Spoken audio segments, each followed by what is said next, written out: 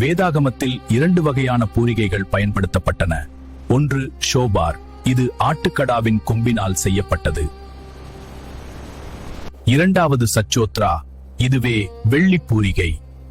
இது தேவனுடைய கட்டளையின்படி வெள்ளியால் நேர்த்தியாக உருவாக்கப்பட்டது.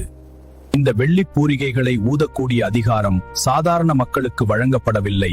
ஆரோனின் குமாரராகிய ஆசாரியர்கள் மட்டுமே இதை ஊத வேண்டும்.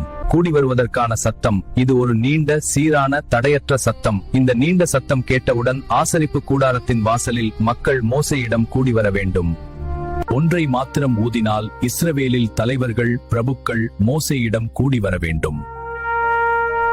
பெருந்தொனி சத்தம் இது உடைந்த குறுகிய தொடர்ச்சியான எச்சரிக்கை சத்தம். இதை கேட்டவுடன் ஆசரிப்பு கூடாரத்தை பிரித்து பொருட்களை கட்டிக்கொண்டு பிரயாணப்பட வேண்டும்.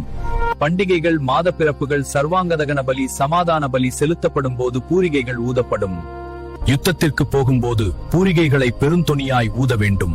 இந்த பூரிகையின் சத்தம் எதிரிகளை பயமுறுத்துவதற்கல்ல, பரலோகத்தின் கவனத்தை ஈர்ப்பதற்காக.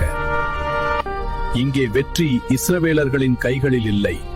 முழங்கப்படும் பூரிகையின் சத்தத்தை கேட்டு இறங்கி வரும் கர்த்தரின் கரங்களில் உள்ளது. Download ShareChat.